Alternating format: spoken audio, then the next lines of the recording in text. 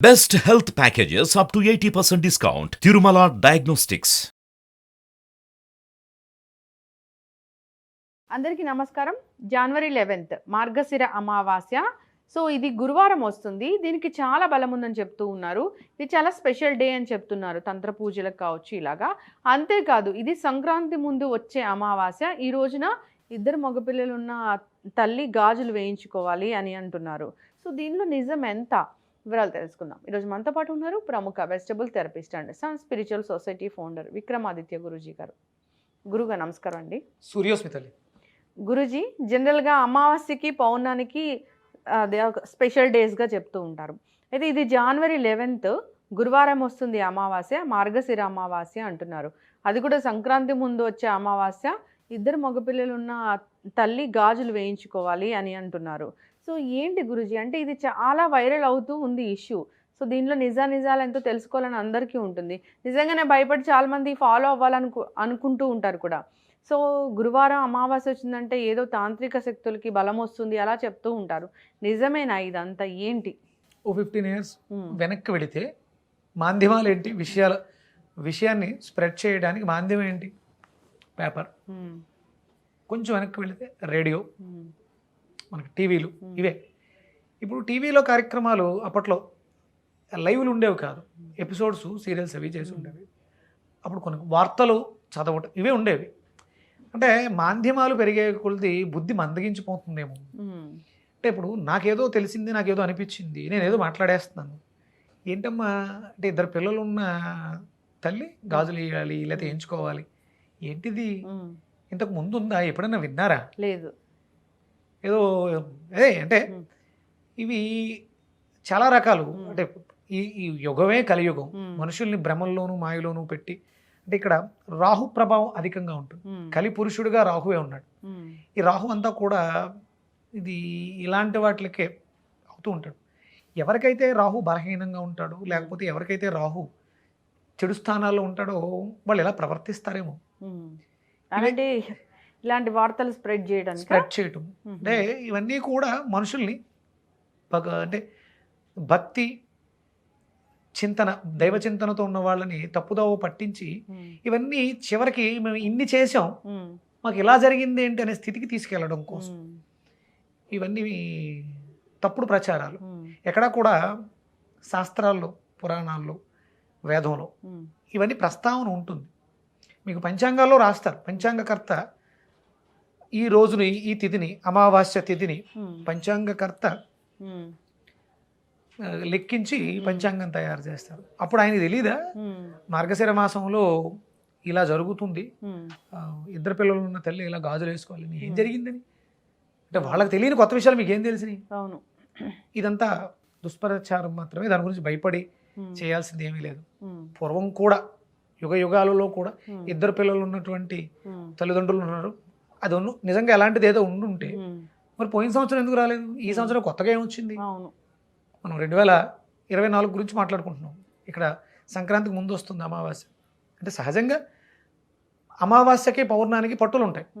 అది ప్రకృతిలో ఉన్నటువంటి ఒక శక్తి మార్పు. అంటే మనం 15 రోజులు పౌర్ణమి తిథి గారు అమావాస్యగా తీసుకుంటున్నప్పుడు ఆ మార్పు ఏదైతే ఉందో అది చంద్రుడి యొక్క శక్తుల మీద ఆధారపడి పౌర్ణమి అమావాస్యల్ని, మనకి పౌర్ణమి సమయంలో సముద్రం పోటెట్టడం, గ్రావిటీ, ఇదంతా శక్తి మీద ఆధారపడి ఉంటుంది. దానికి తగ్గట్టుగా అమావాస్య అంటేనే పితృదేవతలకి మనం చేసుకునేటువంటి క్రతువుల మీద ఆధారపడి ఉంటుంది. మార్గశిర మనం ధనుర్మాసం పూర్తయి మకర సంక్రమణం జరుగుతుంది, సంక్రాంతిలోకి ప్రవేశిస్తున్నాం. సంక్రాంతి అంటేనే పెద్దలకి, పెద్దవాళ్ళకి, మనం అందరికీ కూడా గౌరవించి బట్టలు పెట్టుకోవటం, ఆచార సాంప్రదాయాల్లో భాగం చేయటం, ప్రకృతిలో అంతా కూడా ప్రకృతి నుంచి వచ్చినటువంటి సంపదను తీసుకుని సంపన్నులు లేని వాళ్ళకి దానం చేయడం. ఇక్కడ అమావాస్య రోజు మనం అంటే మనకి ఈ జన్మల్ని ఇచ్చి ఈ రూపాన్ని ఇచ్చినటువంటి పెద్దలని స్మరిస్తూ వాళ్ళకి దానాలు ఇవ్వటం. అంటే ప్రతి అమావాస్యకి ఇవ్వాలి. అందులో ఇంకొంచెం బెటర్గా ఇది మనకి గురువారం వచ్చింది, ఇది ధనుర్మాసం, ధనుస్సు రాశిలో రవి సంచారం జరుగుతుంది. ధనుస్సు రాశి భాగ్యస్థానం, సహజ భాగ్యస్థానం. అది గురుడికి ఆధిపత్యం, గురు భగవానుడు ఉండేటువంటి. ఈరోజు ఏమొచ్చింది? గురువారం వచ్చింది, ఉమ్, నక్షత్రం కూడా పూర్వాషాఢ నక్షత్రం వచ్చింది. ఉమ్, గురువారం రావడం, పూర్వాషాఢ నక్షత్రం రావడం, అంటే పూర్వాషాఢ నక్షత్రాధిపతి శుక్రుడు. ఉమ్, ఇక్కడ ఇక్కడ మనం ఏదైతే దానం చేస్తామో ఉమ్, ఇది అది మనకి అంటే భాగ్యస్థానం, ఉమ్, పూర్వపుణ్యస్థానం. ఈ భాగ్యం ఇక్కడే కాదు, నీకు జన్మజన్మలకే కూడా ఉపయోగపడే విధంగా, అలాగే మనం చేసింది, మనం పెద్దల పితృదేవతలకు చేసింది ఏదైతే ఉందో అది వాళ్ళకి ఉన్నతి గతులను కలిగించడానికి ఉపయోగపడుతుంది. ఆ రోజు మనం స్వయంపాక దానం చేస్తాం, బ్రాహ్మణోత్తమాన్ని పిలిచి వాళ్ళకి దానం చేయటం. అంటే బ్రాహ్మణులకి అని కాదు, ఉమ్, మనం వాళ్ళ పేరు చెప్పి, పెద్దల పేరు చెప్పి, ఉమ్. ఎలాగో మకర సంక్రాంతి రోజు మనం పెద్దలకు చేసేది ఉంటుంది. అవును. అది ఉమ్. కాకుండా అమావాస్యకి, ప్రతి అమావాస్యకి లేని వాళ్ళకి, పితృదేవతలకి మనం ఇలా చేయటం అనేది విధి విధానం. ఓకే. ఇక మీరు అన్నట్టు తాంత్రిక పూజలు ఉమ్, ఇవన్నీ కూడా అవైదికాలు. ఉమ్, ఇది ఎవరు కూడా గృహస్థులు వాళ్ళు ఆచరించేవి కాదు. ఉమ్, ఇవి అవైదికం అని ఆదిశంకరాచార్యుల వారు చెప్పడం జరిగింది. తాంత్రిక పూజ అంతా కూడా ఈ కలియుగంలో చేయటం వల్ల చెడు ఫలితాలే తప్ప సత్ఫలితాలు రావు. ఉమ్, క్షుద్ర దేవతలు, క్షుద్ర పూజలకి అమావాస్య పౌర్ణమి మంచిదే. ఉమ్, అది ఎవరికి వాళ్ళు ఉమ్, దేనికోసం చేయాలి? నా యోగక్షేమం అయ్యన అయి ఉండాలి, లోక శ్రేయస్సు అన్న అయి ఉండాలి. ఉమ్, ఇది ఏది కాదు. ఇది నిశిరాత్రిలో చీకట్లో చేసేది. ఉమ్, చీకట్లో చేస్తున్నాం అంటే అది దొంగతనం అన్న అయి ఉంటుంది, ఉమ్, తప్పుడు పని అన్న అయి ఉంటుంది. అవును. అది అందరూ ఆమోదించేది, మెచ్చేది కాదు. ఉమ్, ఇలాంటివి మనం చెయ్యకూడదు, వినకూడదు, ఆచరించకూడదు. ఉమ్, అలాగే ఈ గాజులు వేసుకోవటం, ఉమ్, గాజులు అనేవి స్త్రీకి మంగళకరమమ్మ, ఐదో తనాన్ని ఇస్తాయి. ఉమ్, బొట్టు, గాజులు ఇవన్నీ కూడా. ఉమ్, ఇద్దరు బిడ్డలు ఉన్న తల్లికి ఏమి ఇబ్బంది వస్తుంది? పిల్లలకి ఇబ్బంది వస్తుందా, తల్లికి ఇబ్బంది వస్తుందా? ఉమ్, ఇప్పుడు గాజులు, పూర్వం మట్టి గాజులు ఉండేవి, ఇప్పుడు ఎక్కడున్నాయి? అవును. ఎవరు వేసుకుంటున్నారు? అంటే ఏవో కావాలని పుట్టించినవి స్ప్రెడ్ చేస్తూ యూస్ కోసం అయి ఉండొచ్చు. ఎస్, ఖచ్చితంగా గురుజీ చాలా చక్కగా చెప్పారు. సో అమావాస్య అంటే అది ఒక స్పెషల్ డే అని తాంత్రిక పూజలు చేయడము ఇలాంటివి చేస్తూ ఉంటారు. ఇప్పుడు ఈ సోషల్ మీడియాలో ఇలాంటి ప్రచారాలు జరగడం వల్ల అది గురువారం వచ్చింది, సంక్రాంతి ముందు వచ్చింది, ఏదో జరుగుతుంది అద్భుతాలంటే కొన్ని కొన్ని దుష్పరిణామాలు జరగడం కూడా మనం చూస్తూ ఉంటాం, చెడు పనులు చేయడం కూడా చూస్తూ ఉంటాం. అలాంటివి అసలు ఎంకరేజ్ చేయకూడదు, అలాంటి వాటికి అసలు ఎటువంటి ప్రూఫ్ కూడా లేదు. సో అంతే మనకి ప్రమాణం వేదమమ్మా. వేదం ప్రమాణంగా ఏమైతే చెప్పిందో మనకి వీళ్ళున్నారు పెద్దలు, చాగంటి కోటేశ్వరరావు గారు, గరికపాటి గారు, నండూరు శ్రీనివాస్ గారు, ఇలాంటి వాళ్ళు వేద అధ్యయనం చేశారు. అందులో ఉన్నటువంటి శాస్త్రాన్ని మనకు అనుకూలంగా చెప్తున్న వాళ్ళు, వాళ్ళని ఫాలో అవ్వాలి. నేను చెప్పేదో లేకపోతే నాలాంటి వాళ్ళు చెప్పేవో ఇవన్నీ కూడా మీకు ఎక్కడ ప్రమాణం చెప్పగలిగారు? ఇది పరానా దాంట్లో ఉంది, పరానా శాస్త్రంలో, యోగం, వేదంలో ఉంది.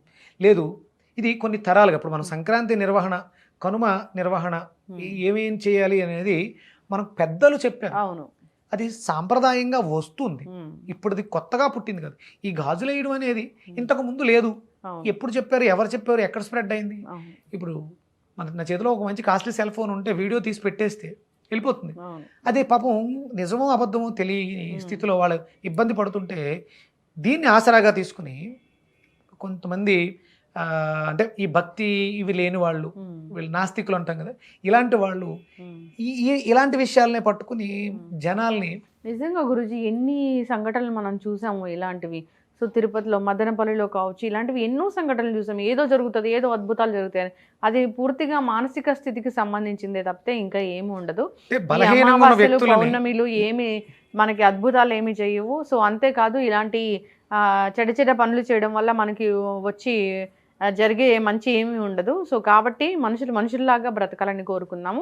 శాస్త్రీయత ప్రతిదానికి ఒక ప్రమాణం, ఒక పంచాంగంలోనూ ఎక్కడో అంటే పెద్దలు, గౌరవనీయులు, ఆ జ్ఞానం ఉన్నవాళ్ళు చెప్పిన మాటలను వినాలి. కానీ మిడిమిడి జ్ఞానంతో మాట్లాడే మాకులాంటి వాళ్ళ మాటలు విని దాన్ని స్ప్రెడ్ చేయడం తప్పు. భయపడవద్దు. ఖచ్చితంగా గురూజీ, చాలా చక్కటి ఇన్ఫర్మేషన్ అండి. ధన్యవాదాలు. సూర్యస్మితలు.